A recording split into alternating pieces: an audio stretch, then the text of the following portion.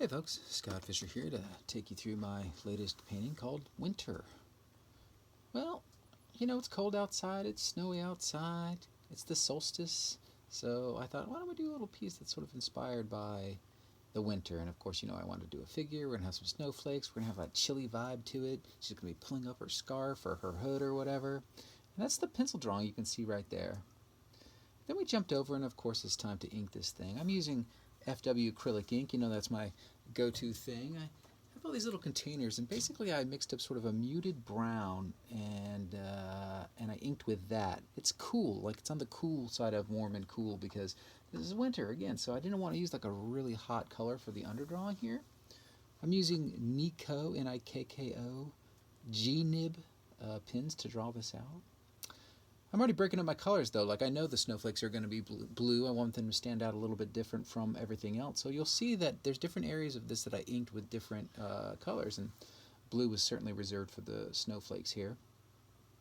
A little zoom into that. It's time to figure out the rest of it now. So the cuffs got a little bit fancier from the earlier pencil sketch because I thought it was time to dress it up a little bit. And I looked at Aubrey Beardsley, right? Like, you're going to search the past sometimes to find solutions. And Aubrey didn't do these, but it certainly inspired me to find some interesting shapes and kind of overlapping petal-like forms for the lace. Now you notice I worked that red a little bit into the hair and all over the place. So we got red, kind of brown, and a blue. Then we Frisket filmed this thing. We went ahead and filled in the snowflakes. I decided I didn't want to paint around those things. What a pain. And sometimes, when you're using a brush, especially a wide brush like this, you want to go big with it. You want to go outside of your form so things don't look like you were avoiding the edges. But look at me spattering, just going nuts inside of there because I know the snowflakes are protected.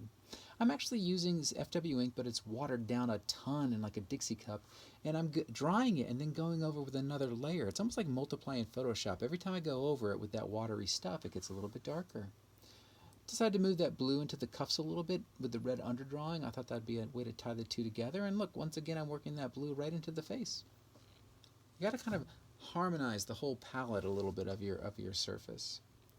Time to take on the hood that she's wearing, and I knew I wanted everything to fade out as it went down, so I'm doing watercolor techniques here for the most part. This is on gesso panel, but the idea was that I loaded water on the bottom side of this thing, and then I start with the acrylic ink up towards her face, and as I go down I encounter water and it fades out a little bit.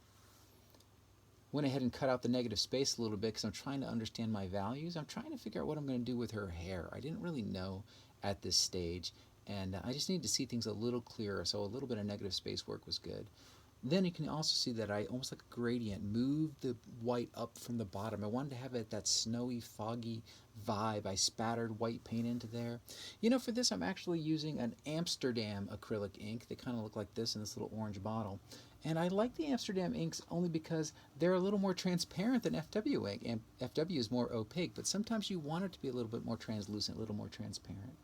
I'm also using a tiny little custom brush there. This thing is ridiculous, but basically I took this tiny brush and I cut it even smaller so that you're looking at like 4 hairs to make those tiny little lines with. A little more nib pin work. I went dark purple with the hair. That seemed to be the way to go, but my values got too dark actually. I was a little concerned about this. So I actually used a new brush I've been using. This is a makeup brush. I don't know what it is. It's some kind of smudgy, obsessive, compulsive brand makeup brush, but it allowed me to kind of scumble in that white.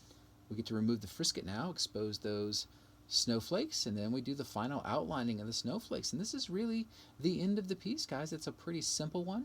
All acrylic ink on this. And just trying to understand my values, push my gradients, get some texture in there, and just do what I love doing, which is rendering up a face and hands and making some cool graphic decisions. So anyway, thanks for checking it out with me. I hope you guys have a good holiday and a good roll into 2020. And this is my last piece for the year, so I appreciate you hanging around with me for it. All right, you guys take care now.